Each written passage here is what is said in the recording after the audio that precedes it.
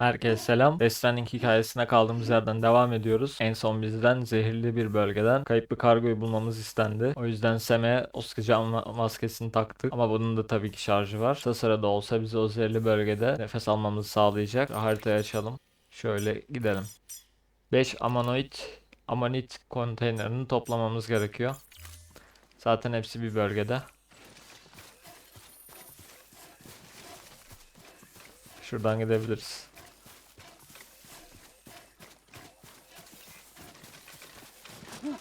Hop. Kim yaptıysa sağ olsun. Aşağı inmemiz lazım şuradan. Oo. Kanyona geldik. Burada da motor var. Motor buradan çıkmaz. Kalmış burada. O mağara gibi. Sıkıntılı bölge.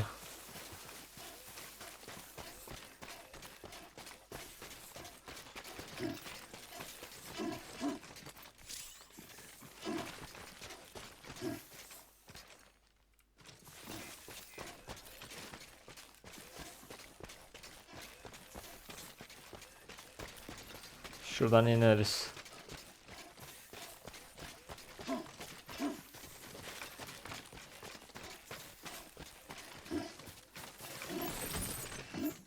Başka şurada var.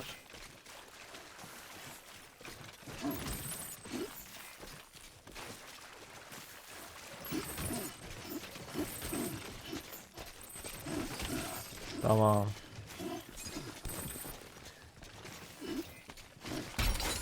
Lan. Heh. Vallahi düşürme ha. Buradan tırmanmıyor mu? Şuradan tırmanıyor mu?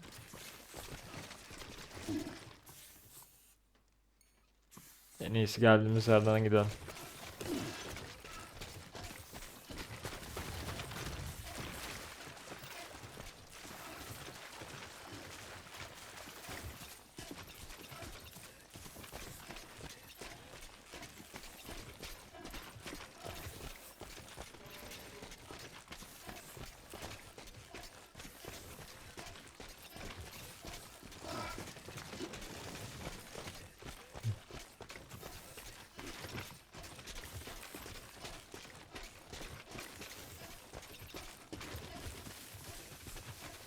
Tamam. Seyirli bölgeden çıktık.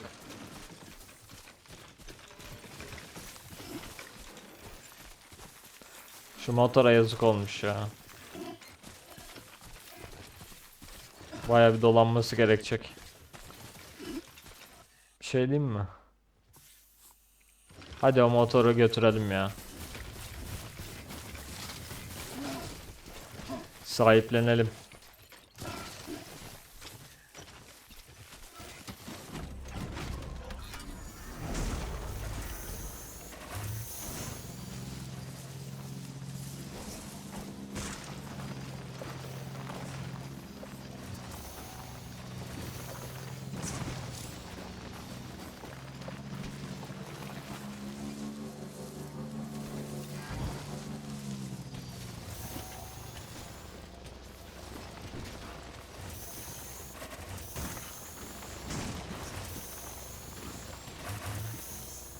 Buradan geçer mi? Hop. Çıktı. Güzel.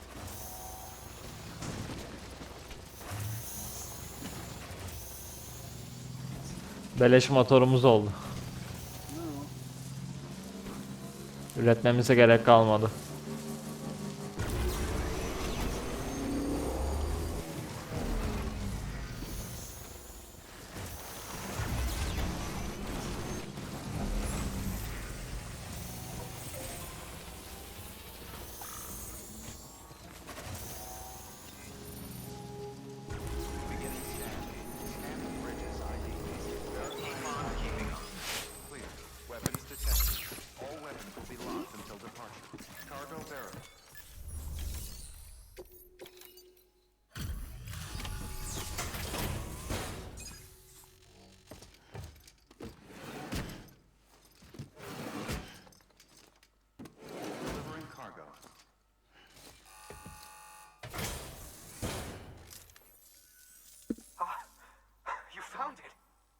me see. I have to see it. Gör bakalım. Oh my. It really is immaculately preserved. Uncannily even.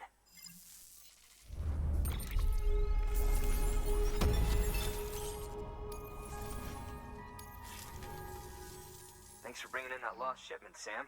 And yes, it did indeed include an ammonite with a bona fide umbilical cord attached.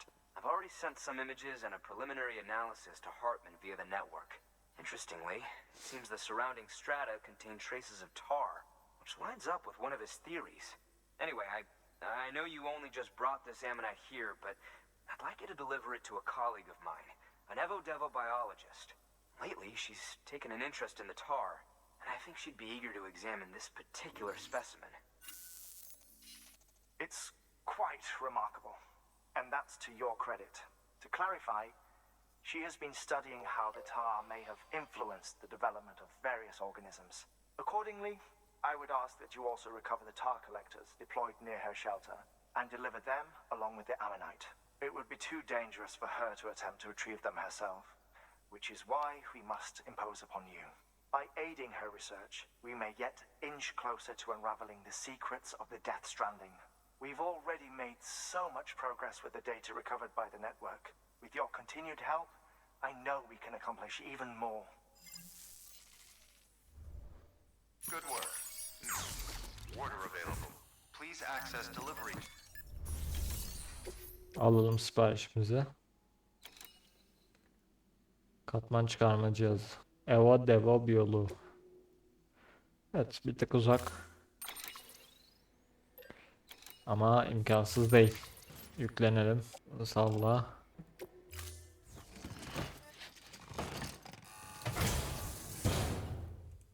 Order assigned.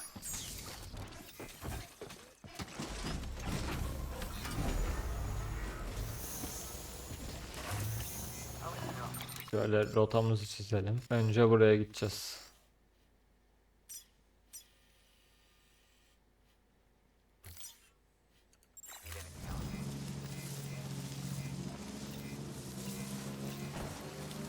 Weapons restrictions lifted.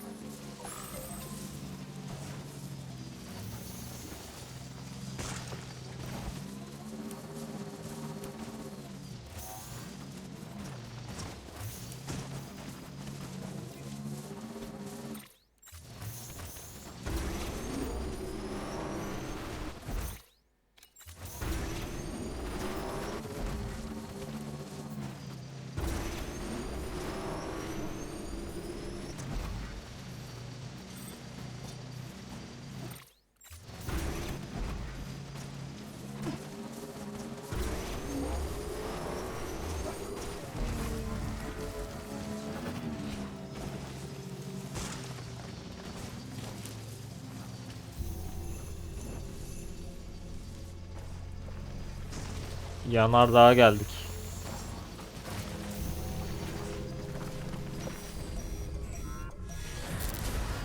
Ya abişim.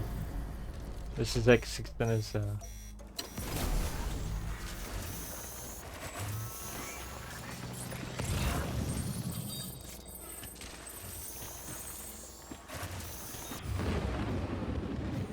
Al işte.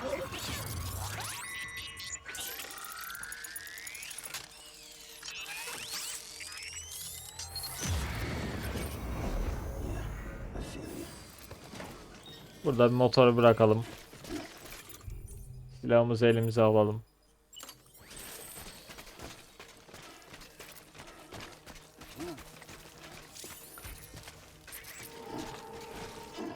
Birkaç tane toplayacağız çünkü.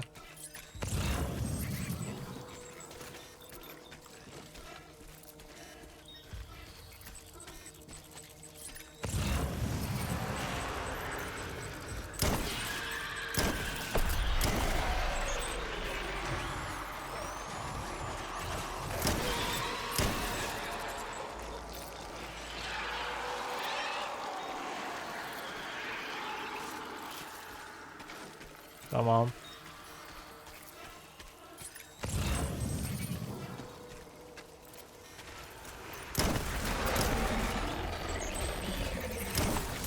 Bu ne lan böyle?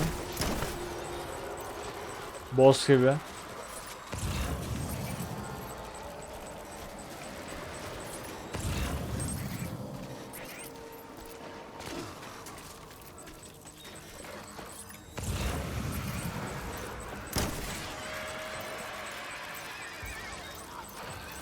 Öldü mü?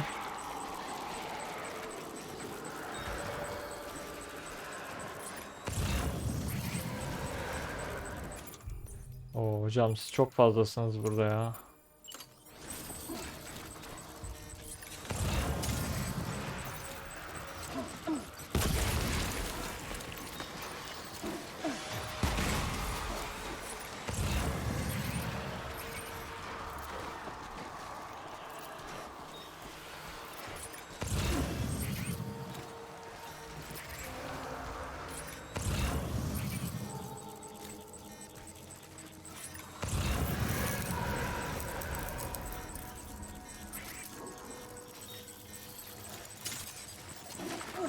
Al.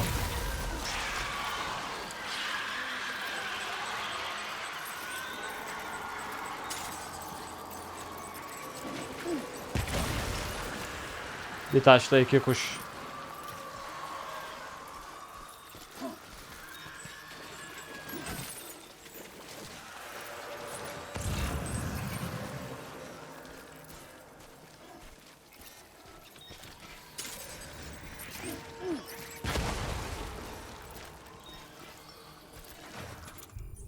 Bomba kalmadı. Pompalı tüfekte de bir mermi var. Hayda. Hazırlıksız gelmişiz. O hala orada cebelleşiyor.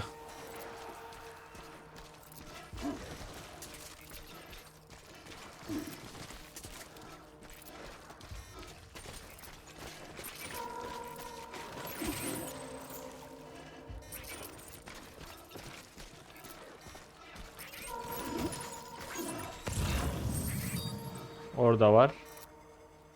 Orada var.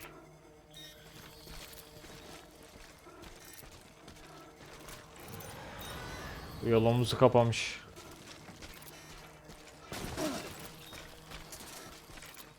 Ne yapacağız? Ona görünmeden gitmek lazım.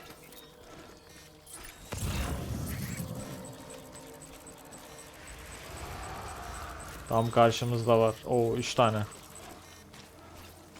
Şuradan gitmeye çalışsak nasıl olur? Aha. Ölmemiş hala ya.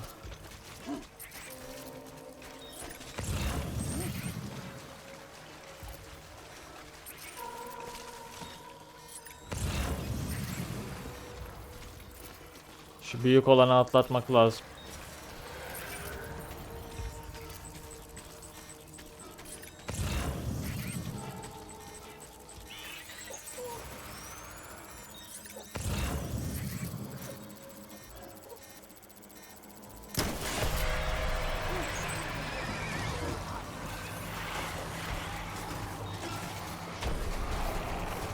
Kaç kaç kaç.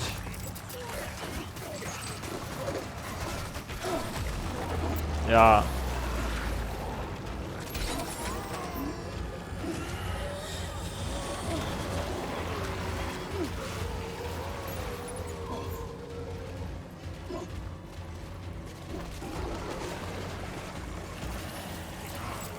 Şuradan kaçarsak. Aa, orada da var. Her yerdeler ya. Şunu almam lazım ama.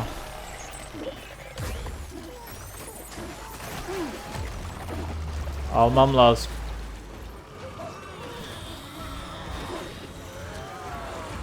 Lan etrafımı sarıyor.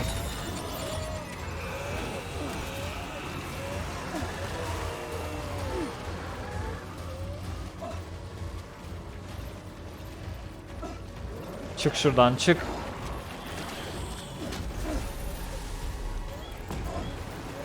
Of. Geldi yine. Oo, 2 tane bu sefer. Bana kendimi savunmak için bir şeyler vermeniz lazım artık.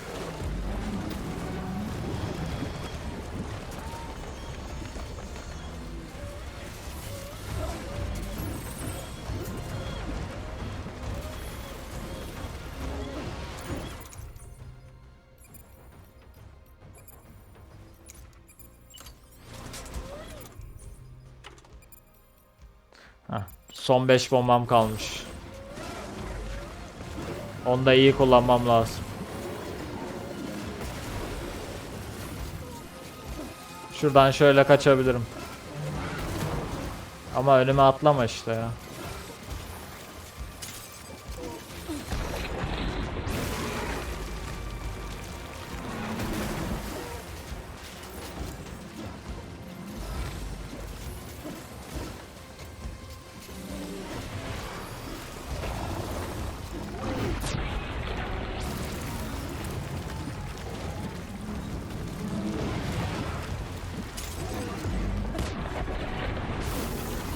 Lan çekil.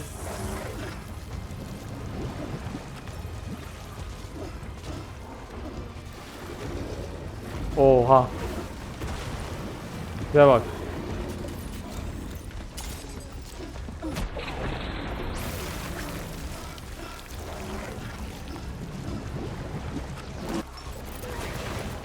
Oh be.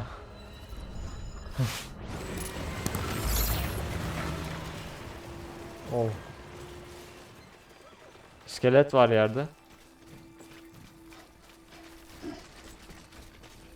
Ama bu benim iskeletim değil mi?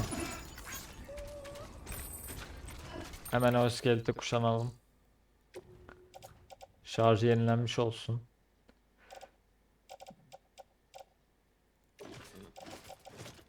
Kuşan.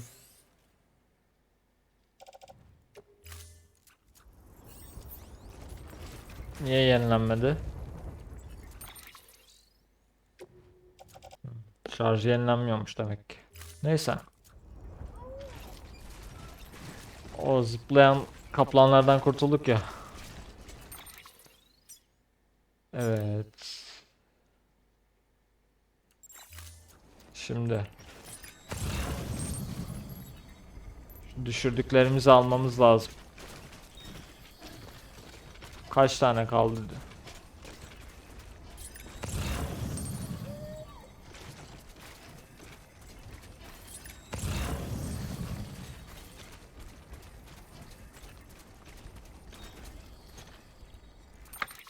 Bir, iki, üç, dört, beşinci yok. Bir tane eksik. Eksik olanı bulalım. Aa burada.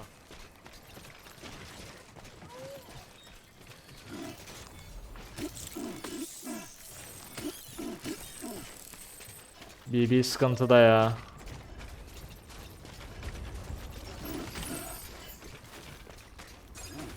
Aa motorumuz da orada.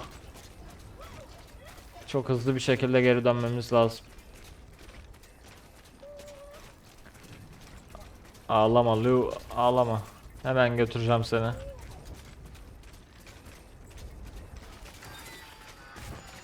İskeletin şarjı da bitti ya. Neyse motora geldik.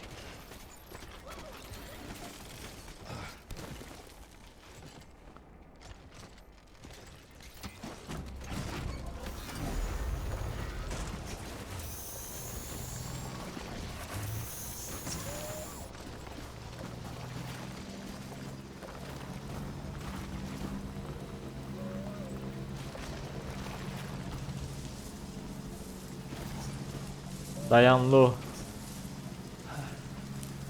Diyoruz.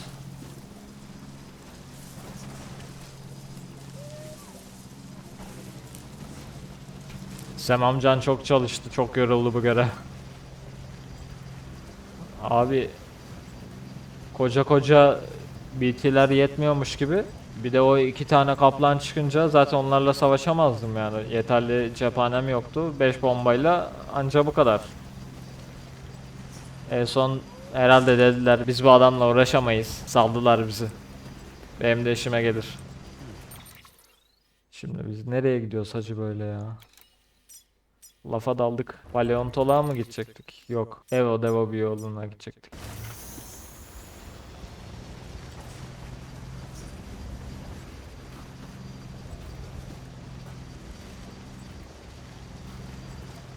Zaten şurasıymış.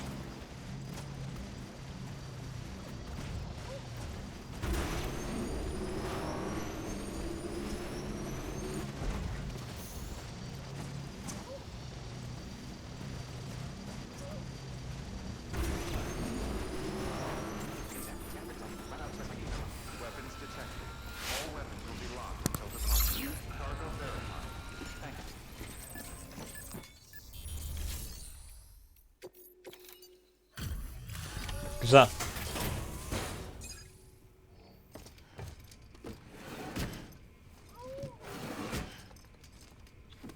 Delivering cargo.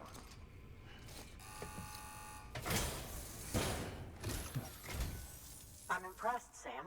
Not many people would have even attempted this. May I have a look? Not a scratch on it, and the tar inside is safe and secure. You do not disappoint, my friend.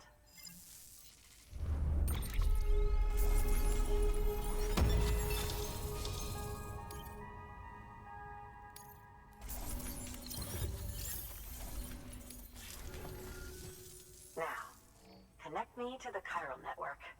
That's where my studies will truly begin.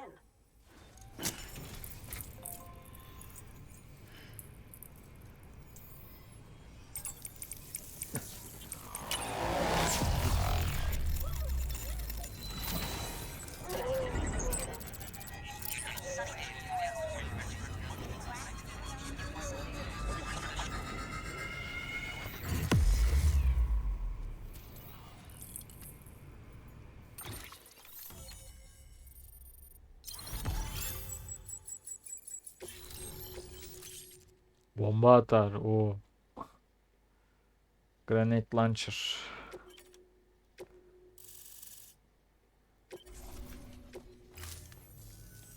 Thank you. It goes without saying, but I am convinced that the tar is related to the BTs and the Death Stranding. After all, both it and Timefall are the defining features of the post-Stranding ecosystem.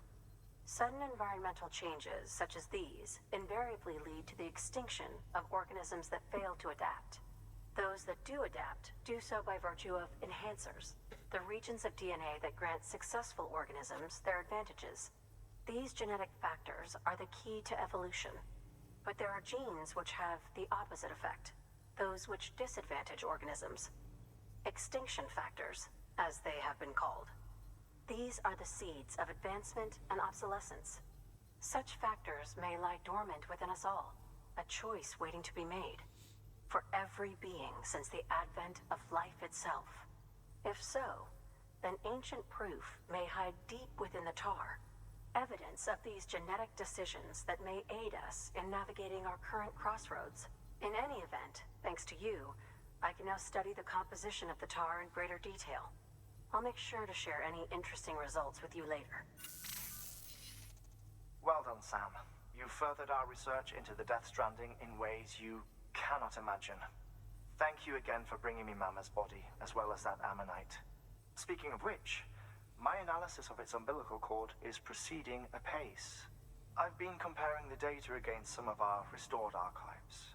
Anyway, would you mind returning to my lab? Preparations are finally complete for the chiral relay integration. If you could collect the necessary materials for the restoration work and bring them here, I would be most grateful. Good work. Order available. Please access delivery.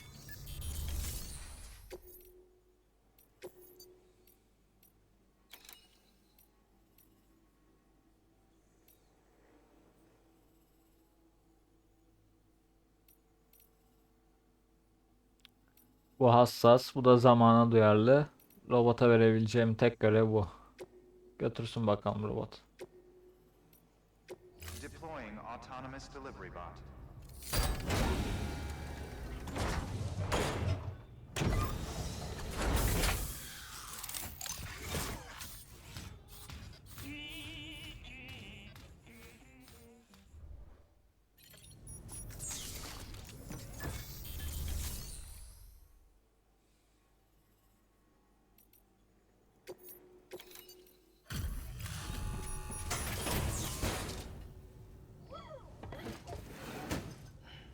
Delivering cargo.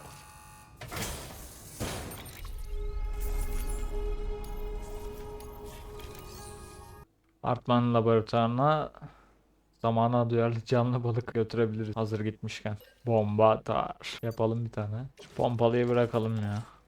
O bir sürü ender balık.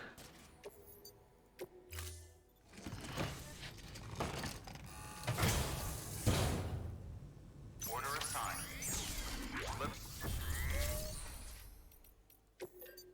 Şu bombalardan da iki tane yapalım. Ne olur ne olmaz.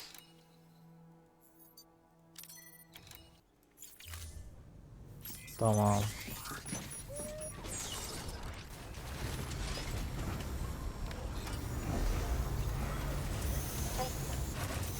Şuraya gideceğiz. Rotamızı çizelim.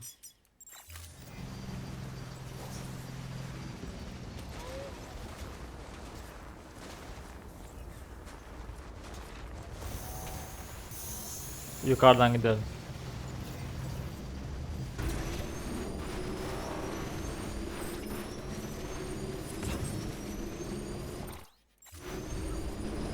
Çığ düşüyor. Kayalıkmış.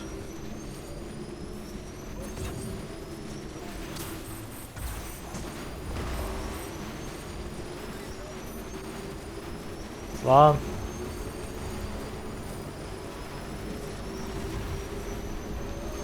Her yerden kaya geliyor.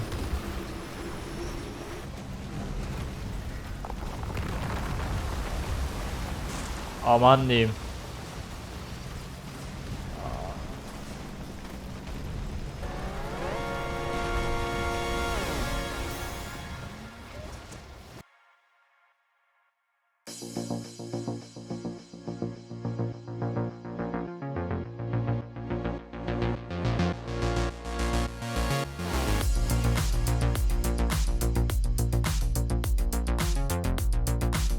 Tepeden geldik.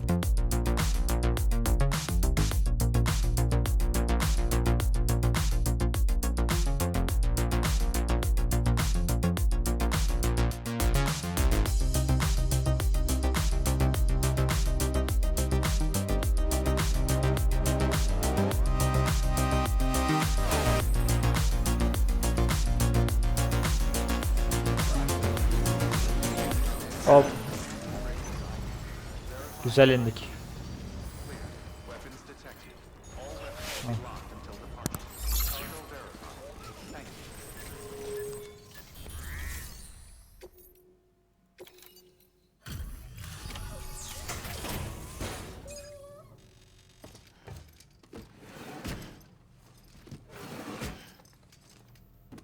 Delivering cargo. Delivery complete. Displaying performance evaluation.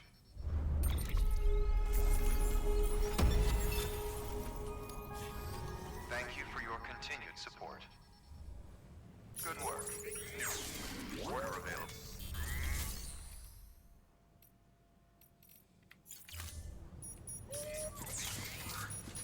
Şu Hartman'ın yanına bir gidelim. Bakalım ne diyecek.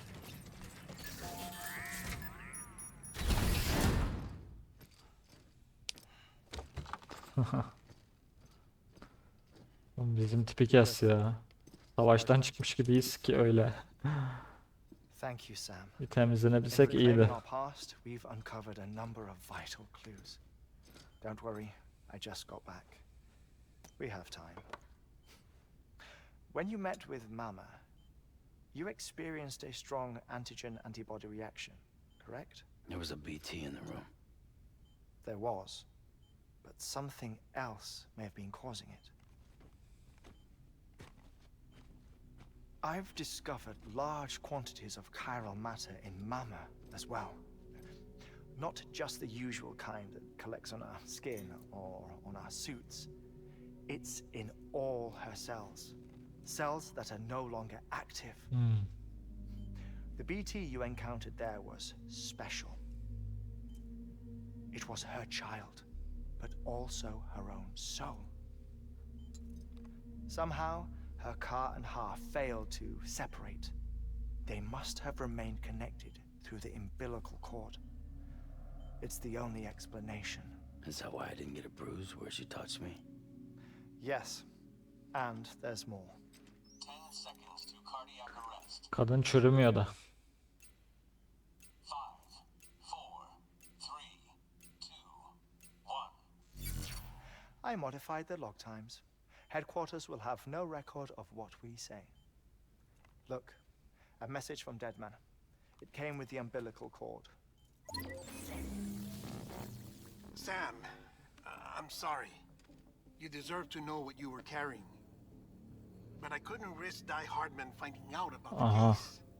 So I had no choice but to keep it off the books. You've got to keep this between us. We still don't know if the director can be trusted. The umbilical cord was taken from Bridget Strand. I removed it in secret. The cord wasn't attached to a fetus. It was outside her body. She asked me to take care of it. Said it was the key to unlocking the Death Stranding. But she insisted that I never tell the director. The cord shows no sign of decomposition or necrotization. Almost as if it's frozen in time.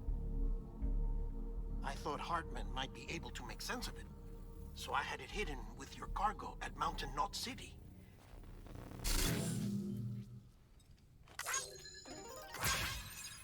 Deadman's observations were accurate.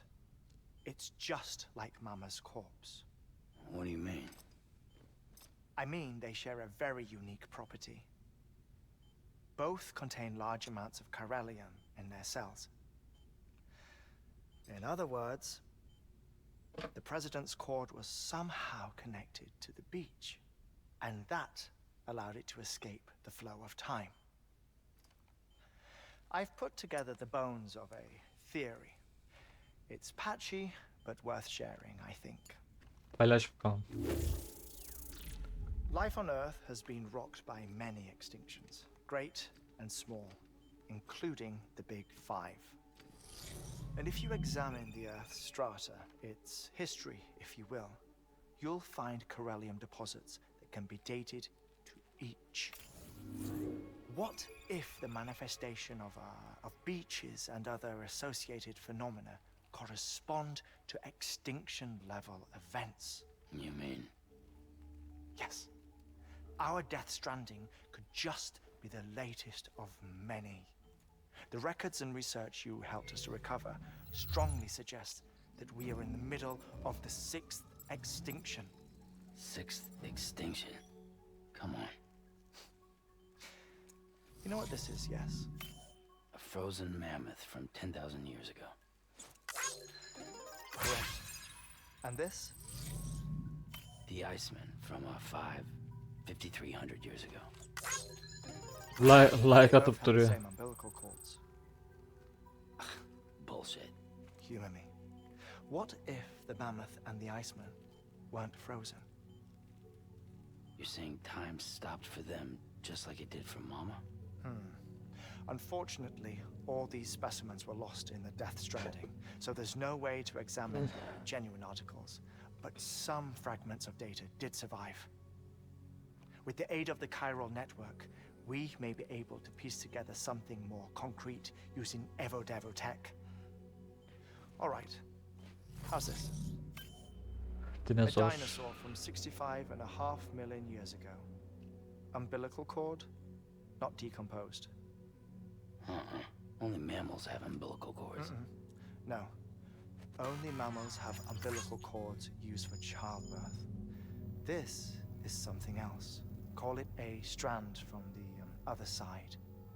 I propose that mammalian umbilici are a sort of mimesis of the strand that then evolved over time. We shouldn't assume that everything about a Death Stranding is detrimental to life.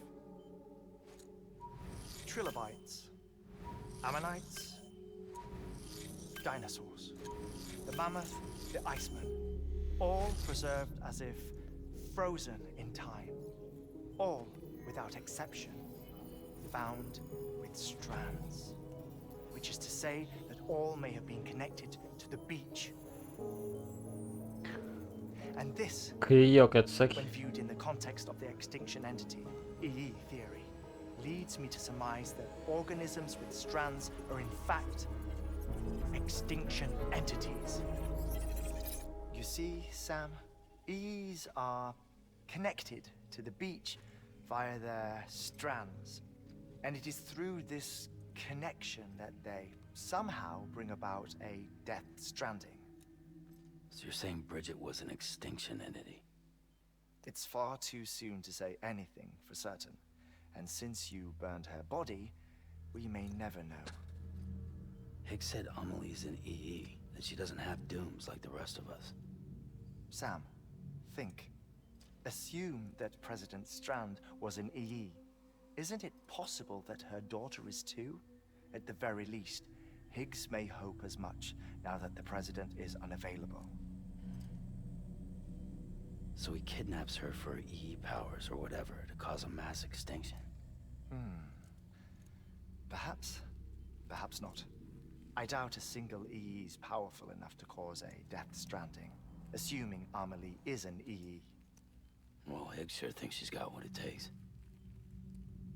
Indeed.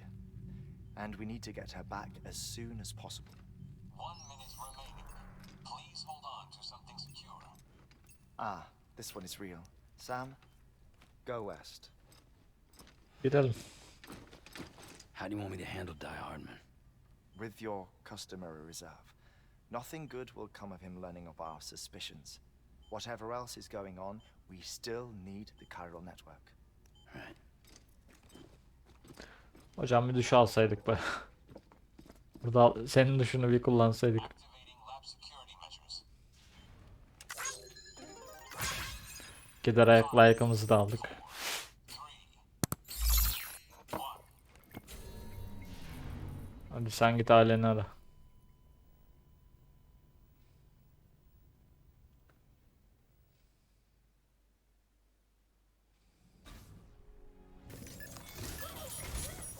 It's time. Aha. When you're ready, proceed to the shore of the tar belt and begin work on the chiral relay. Once it's ready, use the Cupid to bring it online. The necessary materials are prepped for you. Supplies are limited, so handle them with care. You'll be carrying a lot, too. All things considered, this might be one of your hardest runs to date. Hartman knows more about the site than I do, so he'll take it from here. It's about time for his wake-up call anyway. Sıkıntılı bir tip. Administering shock. Stand clear. Ona güvenmememiz gerekiyor. Right. About that way station. The site we have chosen was an original candidate for the way station we lost to the tar belt. Ironically, we suspended construction because we deemed it a little too unstable and not worth the risk. But this time, it's our best shot. So let's hope we weren't right to change horses in midstream. Fortunately for us, the foundation we laid down is still intact. All you have to do is transport the necessary materials to the site and finish the job. I'm afraid it's the only way we can expand the network further west and rescue Amelie. We're counting on you, Sam. Evet, şimdiye kadarki en zor görevimiz. Öyle dedi Die Hardman. Of, gerçekten çok uzak. Yani haritanın sonuna gidiyoruz artık. Ve 150 kilo. Bunu alırsam vallahi yürüyemeyeceğim. Bazı şeyleri bırakmak gerekecek. En az 16-17 kilo bırakmamız lazım. O da nasıl olur? Termal dolguyu bir bırak. Tırmanma kazığını da bırak. Şunu da bırakalım. Tamam. Şimdi sınırdayız. Elde taşımasak daha iyi aslında ya. Aynen. Sırtı almak daha iyi. Böyle çıkabiliriz sanırım.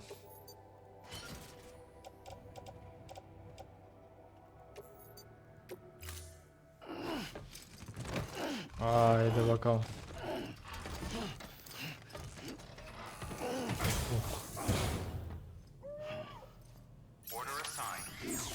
Bayağı uzun bir yolumuz var. Şu istikameti kullanıp buradan da doğrudan aşağı ineriz. Ama bu bölümlük bu kadar olsun arkadaşlar. Uzun ve zorlu bir yol bizi bekliyor. Hatta Die Hardman dediğine göre şimdiye kadarki en zor teslimatımız olacakmış. Hadi bakalım. Zorlayıcı olması benim için daha iyi tabii ki. Daha zevkli oluyor bu şekilde. Zaten 200 kilo kargomuz var. Bu zaten yeteri kadar zorlayıcı. Bakalım yolda başımıza neler gelecek. Onları da bir sonraki bölümde görürüz. İzlediğiniz için teşekkür ediyorum. Videoyu beğendiyseniz aşağıdan beğen tuşuna basmayı, kanala abone olmayı ve bildirim zilini açmayı unutmayın. Sonraki bölümde görüşene kadar kendinize iyi bakın. Hoşça kalın.